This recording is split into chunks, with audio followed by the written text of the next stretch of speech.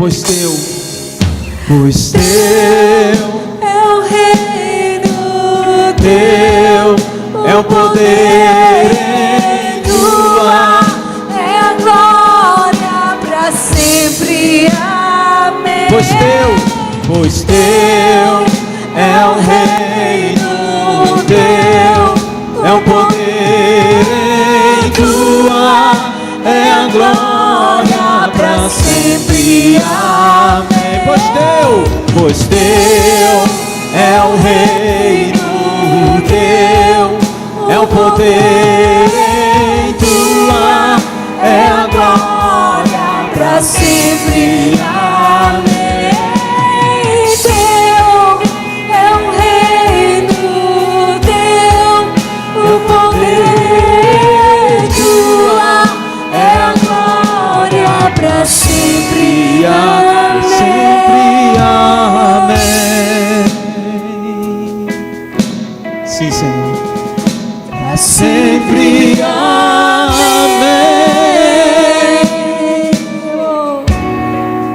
Para sempre. Amém. Glorificamos, Pai. Para sempre. Amém. Senhor,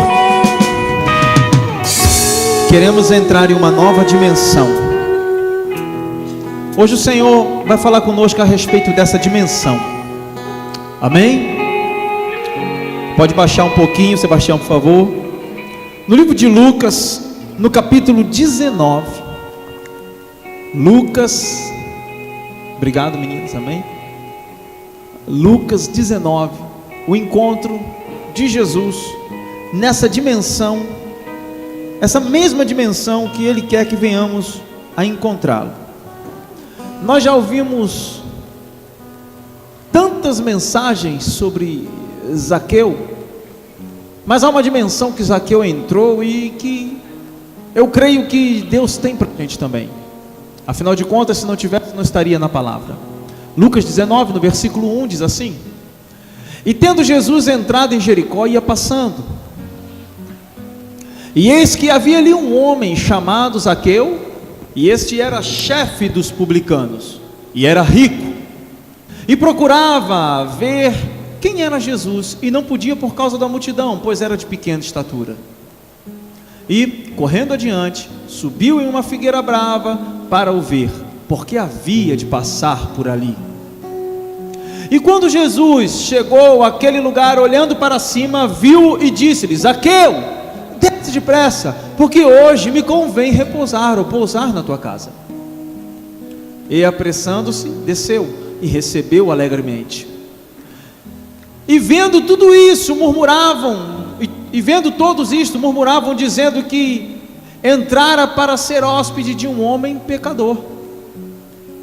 E levantando-se Zaqueu, disse ao Senhor: Senhor, eis que eu dou aos pobres metade dos meus bens, e se alguma coisa tenho defraudado alguém, eu restituo quadruplicado.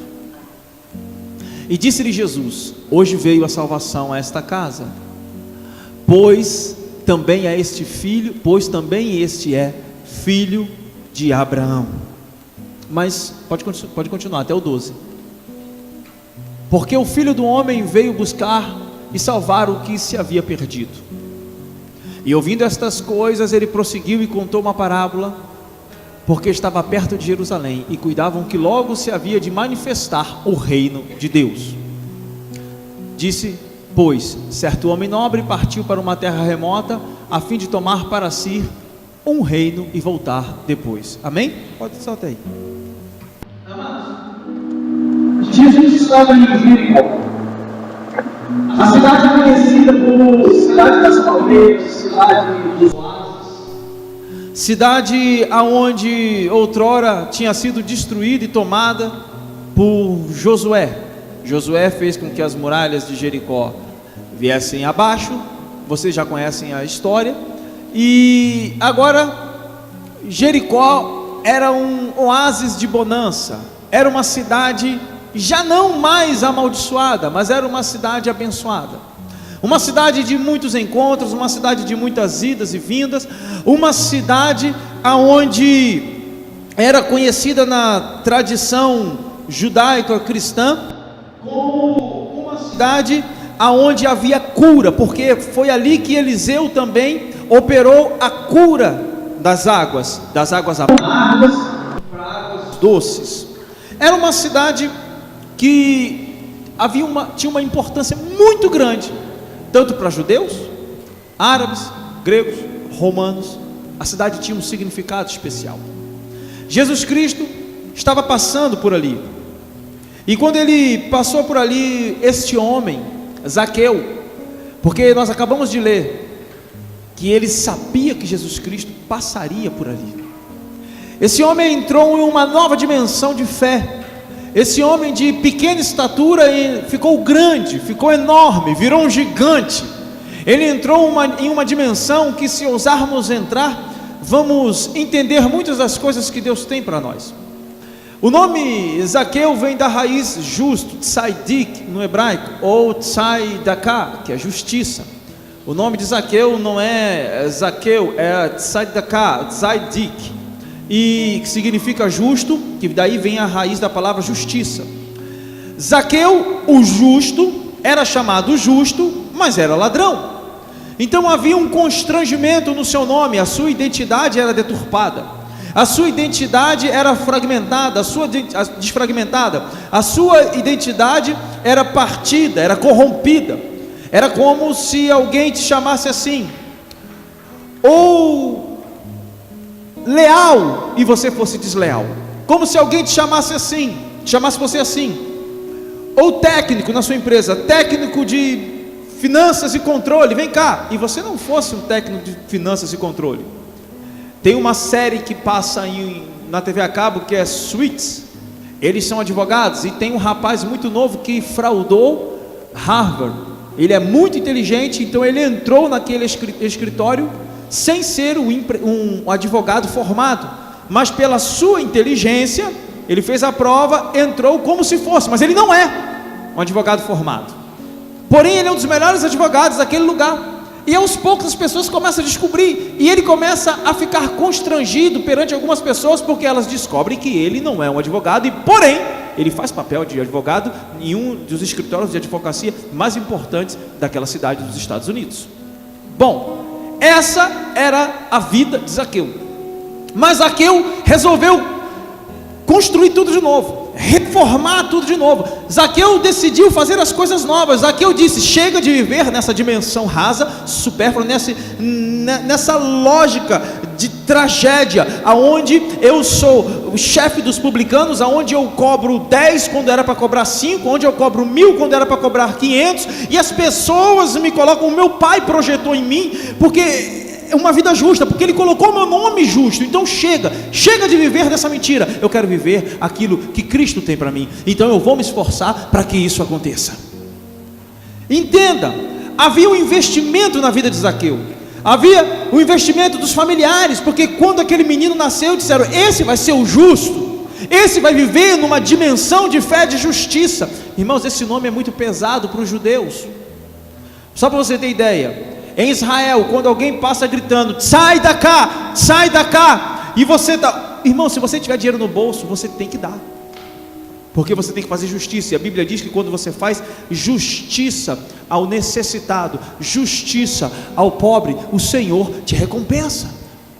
Então quando alguém grita: sai da cá, o judeu ele para, tira o dinheiro do bolso e faz justiça. Ele dá esmola, porque esmola e justiça é segunda necessidade, não é oferta, é segunda necessidade. Então eles entendem muito bem isso. Eles se juntam para poder ajudar uma pessoa que não tem nada, até que essa pessoa consiga ter um negócio próprio, alguma coisa, e depois ela junto com eles ajudam outra pessoa. Daí então, dificilmente você vê um judeu pobre ao redor do mundo, porque eles se ajudam. Há um princípio de sai da cá na vida deles. Agora você imagina Zaqueu carregando isso sem ser isso, todos os dias sendo chamado de justo, de ajudador e sendo ladrão. Pastor, por que o senhor está insistindo nisso? Porque se ele resolveu viver numa dimensão nova, dentro de toda a realidade que ele vivia, pesada, será que nós não vamos conseguir entrar em uma nova dimensão também? Será que é tão difícil vivermos uma dimensão que Deus tem para a gente, que não experimentamos até agora? Será que a gente vai ficar como Jó nos primeiros capítulos, ou como Jó no último capítulo, onde ele diz: antes eu te conhecia de ouvir falar, mas agora os meus olhos te veem? Ei, Jó não venceu porque tinha muito dinheiro. Não se esqueça, ele era o homem mais rico de todo o Oriente. Rico. Ele venceu porque adorou. Ele venceu porque superou. Ele venceu porque decidiu não viver mais no ambiente raso, mas entrar na profundidade daquilo que Deus tem para ele, viver numa nova dimensão. Quando a gente analisa esse termo nova dimensão, parece que coisa de física quântica, e que se for, não tem problema, mas parece assim uma coisa daqueles filmes, sabe, de ficção científica. Eu vou para outra dimensão, eu vou para um universo paralelo, ei, deixa eu falar uma coisa para você: existe um universo paralelo, existe o reino de Deus, aonde tudo está pronto, aonde tudo está feito, e agora só falta a nós manifestarmos o reino de Deus, amém? Se a física quântica tem essa teoria dos universos paralelos, onde tudo acontece dentro dessa, ao mesmo tempo, a palavra do Senhor já nos confirma isso. Entende algo? Para que venhamos a entrar nessa nova dimensão, aonde Deus tem para a gente, Jesus entrou em Jericó e atravessava a cidade, para que essa nova dimensão se concretizasse na vida de Zaqueu, eu preciso tomar alguns passos, e a primeira coisa que eu preciso ver pode passar, por favor, amém? Eu preciso ignorar os estigmas sociais. Primeira coisa, havia ali um homem rico chamado Zaqueu, chefe dos publicanos, rico, cobrador de impostos e chefe da coletoria de impostos, amém? E chefe da coletoria de impostos. Primeira coisa, ignore os estigmas sociais. Zaqueu era deixado de lado. Zaqueu, por que deixado de lado? Porque ele não era bem visto, porque ele era um judeu que cobrava dos judeus. Ele era um patrício, um companheiro, um conterrâneo que defraudava o seu próprio povo.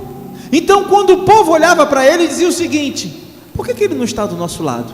Por que ele está do lado dos romanos? Por que ele está do lado dos publicanos, cobradores de impostos? Preste atenção, no livro de Lucas, no capítulo 15, nós estamos no 19, mas no capítulo 15 já começa assim, e Jesus recebia publicanos e pecadores e comia com eles.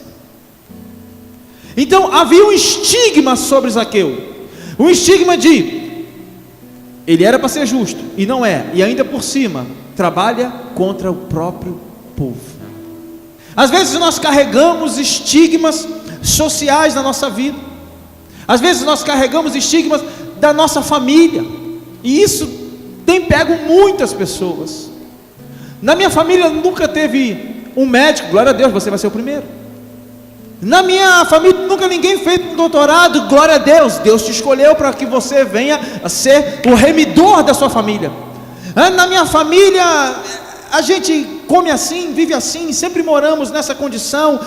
Irmãos, entenda uma coisa: quando você quebra esse sistema de crença, você está pronto a romper, a viver dentro de um futuro que Deus tem para você. Nós não vivemos porque nós nos condicionamos a viver aquela vida que sempre nós achamos que Deus tem para a gente. Ei, antes de mudar aqui, você tem que mudar aqui. Não adianta você querer ser espiritual e não entender e compreender o que o Espírito quer fazer em você. Por isso que a compreensão, ela não vem do coração, ela vem da mente, mas depois da mente, ela desce para o coração. Entenda, há uma diferença entre compreender, e há uma diferença entre receber aquilo que o Espírito tem para nós. Por isso que a palavra do Senhor diz que Ele sonda os nossos rins, a parte espiritual, toda essa parte que o judeu, ele entende pelo ventre, que é a parte importante para eles, geradora de vida. Quer ver uma coisa? Quando você recebe uma notícia ruim, já dá logo dor de cabeça, não é? É ou não é? Já dá logo dor de cabeça. Mas muitos já dá logo o quê? Dor na barriga. Por que dá dor na barriga? E por que dá dor na cabeça? No mínimo, o estresse foi tamanho que no estresse, para quem não sabe, o seu estômago recebe uma quantidade grande de suco gástrico, de ácido gástrico, e começa a comer a mucosa do estômago, e isso vai te gerar o quê? Lá na frente, dor de cabeça. Então entenda, antes de vir para cá, tem que vir para cá. Isso não é doutrina, isso não é doutrina de igreja, isso é teologia. Entenda algo, o Senhor quer que venhamos a mudar a nossa mente, para que venhamos a viver aquilo que Ele tem para a gente. Você não precisa, eu falei no começo do culto, você não precisa ver para crer, você tem que crer, e aí você verá. Há uma diferença. Agora, se a gente não ignorar os estigmas sociais, as pessoas dizem o seguinte: fulano, esses dias apareceu na televisão, o doutor mais jovem do Brasil é o negro. Ele não é um negro, ele é uma pessoa. A gente tem que parar com esse negócio. Porque o negro, o doutor, eu sou pai do doutor mais jovem do Brasil e é o negro. Não!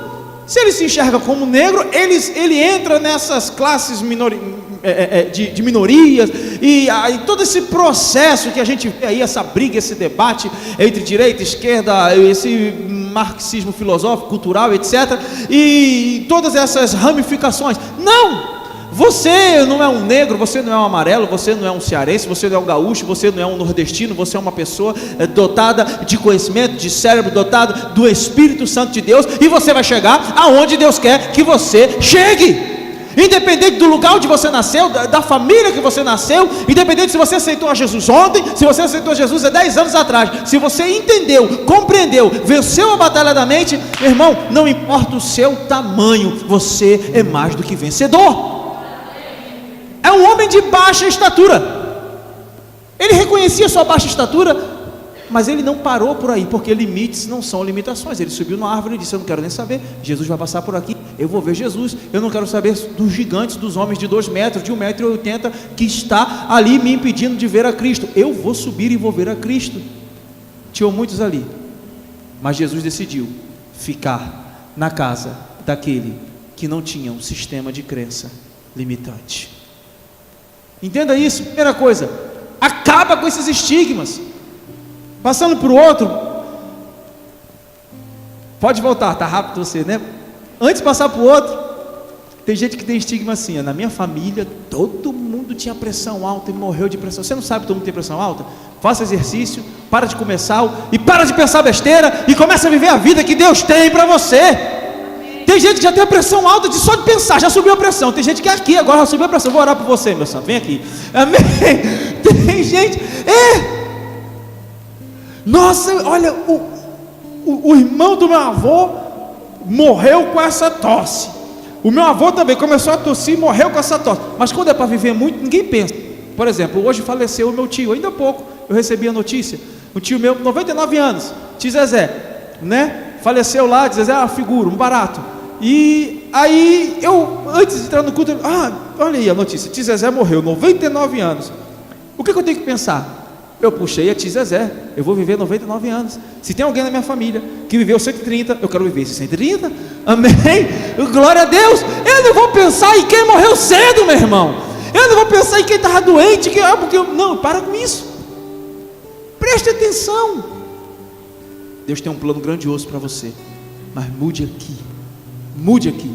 Em todo tempo, essa é a batalha de Cristo com cada um. É para que mudasse o sistema de crença equivocado. Teve uma hora que ele se irritou, ele disse: loucos, nécios, de olhos embotados, vocês não sabiam que eu ia ressuscitar? Por que vocês estão caminhando para Cafarnaum de volta? Será que vocês não entenderam nada do que eu disse? Outra vez no livro de Marcos ele diz: por que vocês são tímidos, não têm fé, vocês andam comigo, eu estou dormindo aqui e vocês me levantam para repreender o mar e a tempestade? Será que vocês não viram milagre suficiente? Será que vocês não conseguem colocar essa fé em ação? Você viu, irmão, quando Jesus sai de cena, ele sai de cena para os discípulos aprenderem a fazer alguma coisa, porque eles não faziam nada. Jesus sobe com eles e eles vão para o monte e vê: vamos fazer uma tenda aqui, vamos ficar aqui. E E a Bíblia diz que Pedro não sabia o que fazia. Aí quando chega, não sabia o que falava. Aí quando chega lá embaixo, o que eles encontram? Um menino endemoniado, o pai brigando com os discípulos que não conseguiam expulsar os demônios. Aí Jesus olha para aquilo ali, um pessoal brigando porque não conseguia expulsar o demônio, e os que estavam com ele querendo ficar lá em cima, fazer uma tenda para Moisés, para Elias e para ele. Diz assim: meu Deus, até quando ficarei convosco, geração má e incrédula? Aí Jesus sai de cena para quê? Porque quando Jesus sai de cena, aí as coisas acontecem. Logo depois Pedro prega e mais de 3.000 almas se convertem. Sabe por quê? Porque enquanto Jesus estava em cena, eles empurravam tudo para Jesus. Jesus, como é que multiplica o pão, Jesus? O povo está com fome, Jesus. Jesus, repreende a tempestade, Jesus. Faz, Jesus, faz. Teve uma hora que ele diz: chega, eu vou sair, e aonde eu estiver, um dia vocês estarão também. E para vocês não ficarem sozinhos, eu lhes darei o Consolador, o Espírito Santo. Ele está com vocês, mas estará em vocês. Ei, o Espírito Santo está dentro de nós. Ele é o Deus invisível. Nele habita todo o poder, nele habita a glória, nele habita a honra. Então começa a entender isso, que dentro de você, meu irmão, há uma explosão, há uma exousia, a glória de Deus dentro de você. Então não anda como coitado, não anda olhando para baixo, não anda parecendo um corcunda de Notre Dame, um Quasímodo, dizendo: ó céu, ó vidas, ó azar, eu estou fadado ao fracasso, eu estou fadado. Não, Deus, eu só conheço um derrotado, eu só conheço um que perde todas as batalhas. O nome dele é Satanás. Está debaixo dos nossos pés, porque nós vencemos ele através do sacrifício da cruz. Ou melhor, Cristo venceu por nós. Tome posse da vitória e viva a vida que Deus tem para você. Para. Aí fica olhando para trás. Eu quero passar para o próximo ponto, não sei nem se dá para falar tudo. Aí fica olhando para trás. Na minha época tinha um seriado que era o Superboy, e o cão dele, Krypto, ele falava: vamos, Krypto. Aí ele ia para a janela e dizia assim: quem lembra? Ninguém quer dizer que é velho, né? Aí ele dizia assim: para o alto e avante. Ei, com Jesus é para o alto e avante. Quem já viajou de avião? Quem já viajou? Pode ir, só 5 pessoas viajaram de avião? Amém. Você já viu retrovisor no avião? Avião, meu irmão, é para o alto e avante. Eu nunca vi retrovisor em avião, sabe por quê? Piloto não fica olhando para trás. Tem gente que enxerga a vida olhando pelo retrovisor da existência humana. Ei, para com isso. Deus não te chamou para ficar olhando pelo retrovisor. Fizeram isso comigo, foi assim. Eu penei, agora eu não confio mais em ninguém, porque eu já fui traído, porque já fui passado para trás, porque meu sócio me roubou, porque não deu certo a primeira vez, porque eu fiz e reprovei, porque Deus... não, ei, para de olhar pelo retrovisor. Olha pela janela, meu irmão, e segue naquilo que Deus tem para você. Se Zaqueu ficasse olhando: o que vão falar de mim? Eu vou subir na árvore, vão tacar uma pedra na minha cabeça, eu vou cair de lá. Zaqueu não olhou. Ele foi, ele seguiu. A segunda coisa: deseje algo novo para a sua vida. Ele queria ver Jesus. Quem era Jesus? Algo novo. Às vezes você vem para o culto e Deus lança uma palavra e você deixa passar desapercebido. Por quê? Porque às vezes a gente chega aqui, sabe como? Como mais um culto. Não. Um culto nunca é igual ao outro. Existem cultos mais animados, existem cultos mais tranquilos, mas não é isso. É que existem palavras. Palavras são chaves. O mundo começou a ser criado através da palavra. Existem palavras que vão destravar o seu destino. Uma olhada que você dá para o lado, uma piscada, uma dormida. Eu sei que você está cansado, às vezes hoje é quarta-feira, é diferente de domingo, mas uma coisa que você confere no seu WhatsApp, você perdeu uma palavra que poderia destravar o seu destino. Amém. Entenda isso.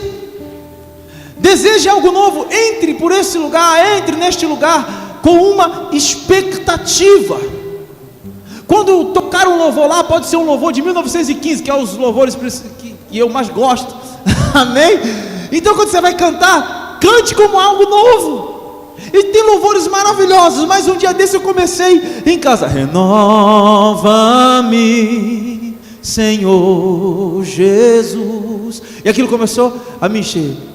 põe em mim teu coração. O louvor é antigo, mas a palavra começou a ficar nova. Renova-me,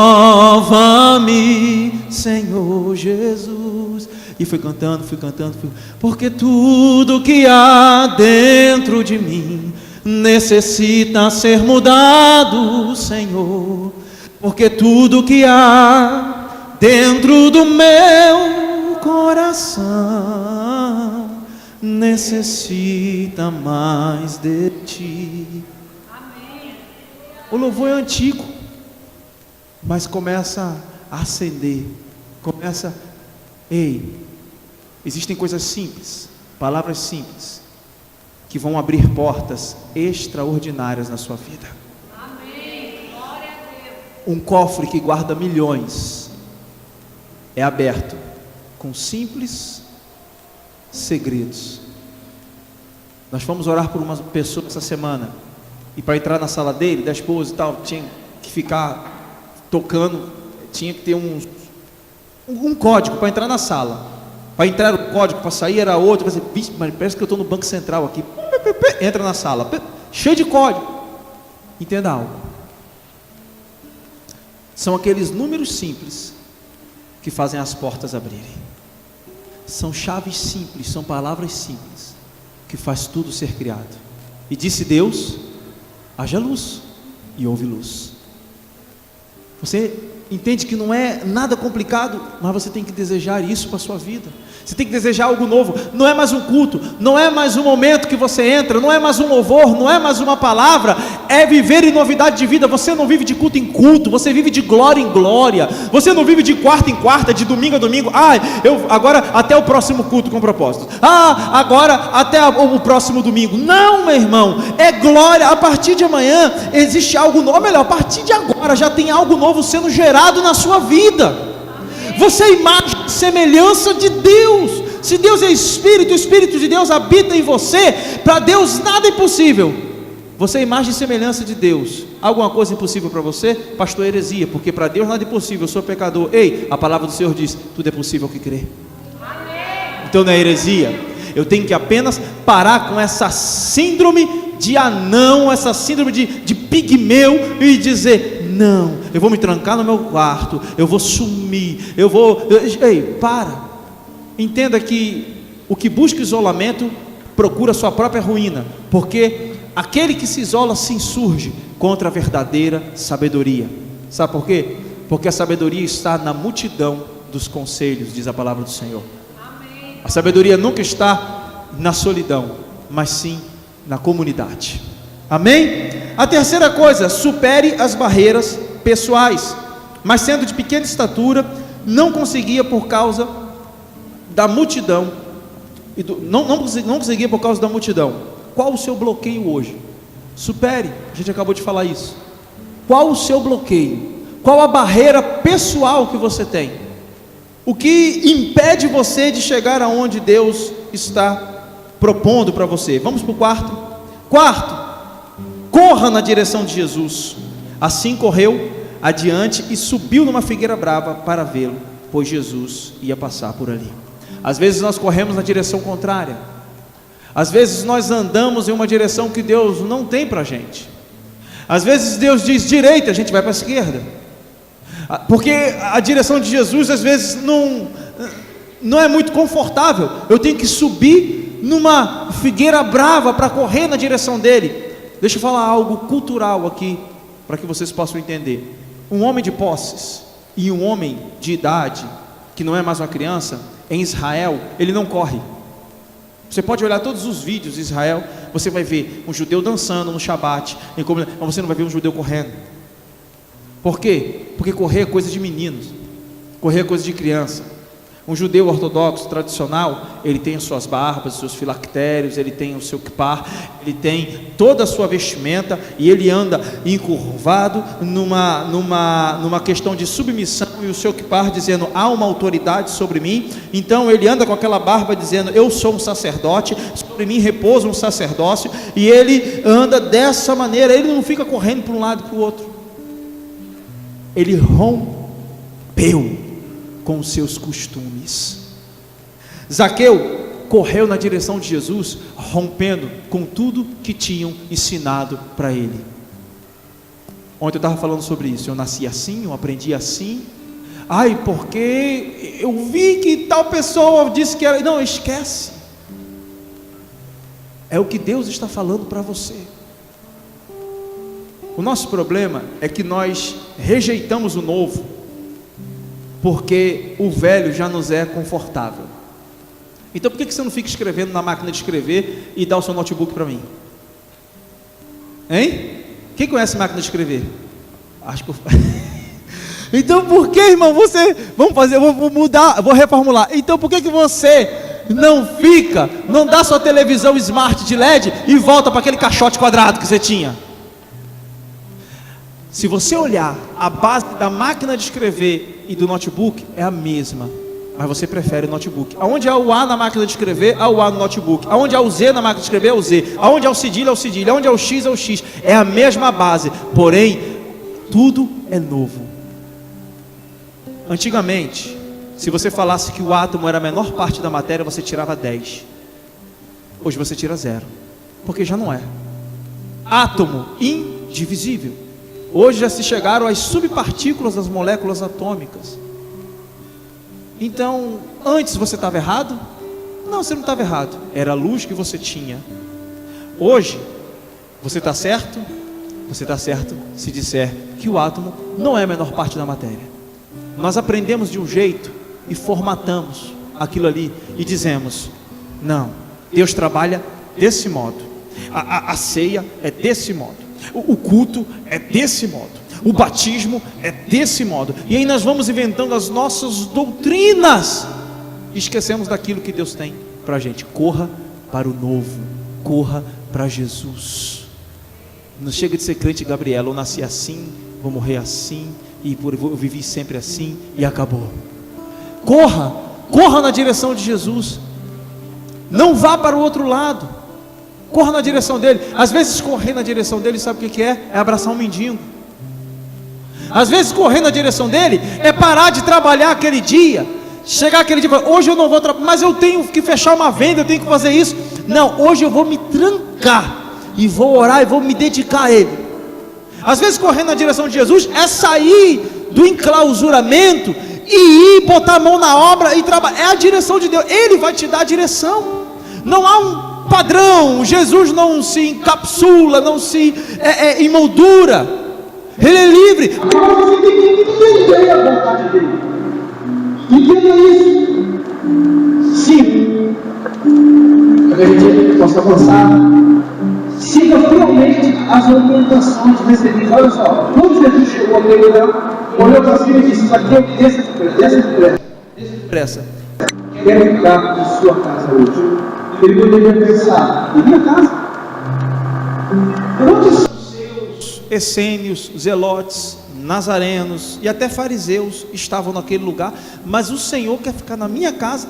Há doutores, escribas, mestres da lei, mas o Senhor quer ficar na minha casa. Ele poderia ter falado disso, isso. Sabe o que ele fez? Ele desceu.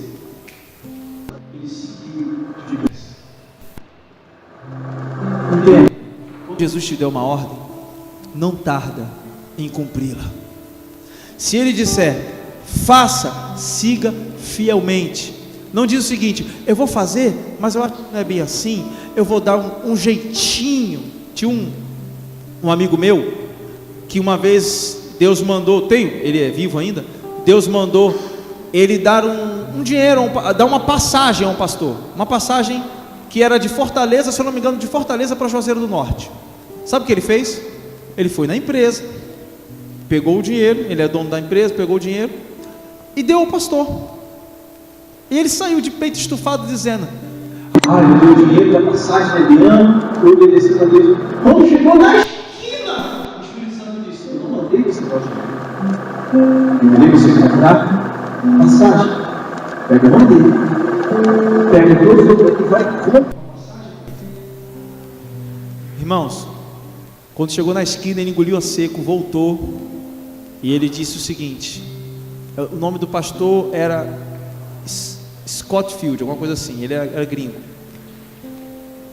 eu estou sem jeito, é porque Deus me mandou fazer uma coisa. Ele disse: Deus não mandou você me dar o dinheiro, eu estava esperando você voltar. mandou você comprar uma passagem para mim, e você não fez isso. Mas ele não seguiu fielmente. Entenda, Deus tem um propósito. Deus, olha, sabe-se lá o que iria acontecer com esse homem quando ele fosse comprar passagem, se ele ia comprar passagem, se de repente o coração dele amolecesse por uma necessidade da sua família. Não, Deus mandou: segue fielmente. Segue fielmente, desça depressa. Então segue fielmente as orientações. E o último, aceite o convite para ter um relacionamento de intimidade com Jesus. Preste atenção. Então ele desceu rapidamente. Desceu lentamente? Ele desceu rapidamente e o recebeu com alegria. Quando Zaqueu recebe Jesus na sua casa, nós lemos, Jesus pede para Zaqueu devolver alguma coisa para alguém? Não. Jesus diz assim: Zaqueu, teu ladrão, rapaz, você é o Fernandinho, quase o Fernandinho beira-mar do Novo Testamento, você tem que devolver tudo. Jesus fala isso? Não. Zaqueu, eu estou aqui, mas eu tenho que te dar uma dura. Jesus não fala nada, Jesus só entra. A atitude é de Zaqueu. Agora, Jesus é o Salvador ou não é? É ou não é? É o Salvador, não é? E por que a salvação não entrou antes na casa de Zaqueu, se Jesus já estava lá? Porque Jesus disse: agora sim entrou a salvação na sua casa. E antes não tinha entrado? Jesus já não estava lá? Como que agora que a salvação entrou? Sabe por quê? Porque entra mediante ao arrependimento. Jesus já estava lá, mas não havia salvação para Zaqueu. Só houve salvação quando houve arrependimento. Zaqueu entrou em uma nova dimensão quando ele se arrependeu e entendeu o propósito de Jesus na vida dele. Só houve salvação quando houve reconhecimento. Só houve salvação quando houve mudança de mente. Quando há compreensão que a atitude que você toma vai mudar a sua vida, aí a salvação começa a vir sobre você. Entenda algo: aceite o convite para ter um relacionamento de intimidade com Jesus. Se Jesus voltasse hoje, Ele ia escolher qual casa para ficar? A casa do pecador dos pecadores. Nós somos santos, não porque vivemos uma vida de glória, ou seja, sem pecado algum. Nós somos santos porque procuramos viver a vontade de Deus. Porque santidade não é aquele que muito ora, que muito jejua e que nunca peca. Santidade é o seu nível de comprometimento com o propósito de Deus na sua vida. Entenda algo para a gente terminar. O nível de intimidade, de relacionamento íntimo com Deus, é um nível aonde Deus bate palmas para você. É um nível aonde Deus sorri para você, como o Ítalo pregou esses dias aqui. Arranque o sorriso de Deus. Você não consegue surpreender Deus em nada, mas pelo menos tente. Como aquela história em que depois de o violinista tocar, todo mundo se levantou e aplaudiu com uma alegria tamanha, com uma energia tremenda. Mas sabe o que aconteceu? Ele aplaudiu, ele foi aplaudido, mas o seu professor, assim que ele acabou de tocar, se levantou e foi embora. E ele ficou triste. E quando a família dele foi conversar com ele, disse: nossa, você nunca foi tão aplaudido assim. E por que você está triste? Ele: porque quem eu queria que me aplaudisse não me aplaudiu. O meu professor, aquele que me ensinou, aquele que eu queria arrancar aplausos, esse não gostou da minha apresentação. Ei, impressione a Deus, arranca aplausos de Deus, seja íntimo do Senhor. Abraão creu em Deus e a fé lhe foi imputada por justiça, e Abraão foi chamado servo.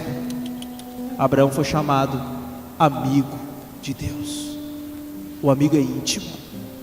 Se você quer viver numa nova dimensão, Se você quer viver dentro da proposta que Deus tem para você, eu te convido a mudar aqui, para que aqui seja transformado. Aqui seja transformado. A Bíblia diz que Deus te põe por cabeça e não por cauda. Ele não diz Deus te põe por espírito e não por cauda, não. Deus te põe por cabeça. O óleo desce é sobre a cabeça, não é sobre o espírito. Para que haja transformação do espírito, tem que haver mudança na mente. Quando o seu sistema cai, quando você deleta, quando você dá o F5, atualiza, e aí sabe o que acontece? Você começa a viver um novo tempo, o tempo que Deus tem para você, independente de quantos anos de crente você tenha. Você pode viver 100 anos dentro da igreja, se você não muda aqui, nada muda na sua vida. Aplauda o Senhor, se coloque de pé. Aleluia. Se coloque de pé.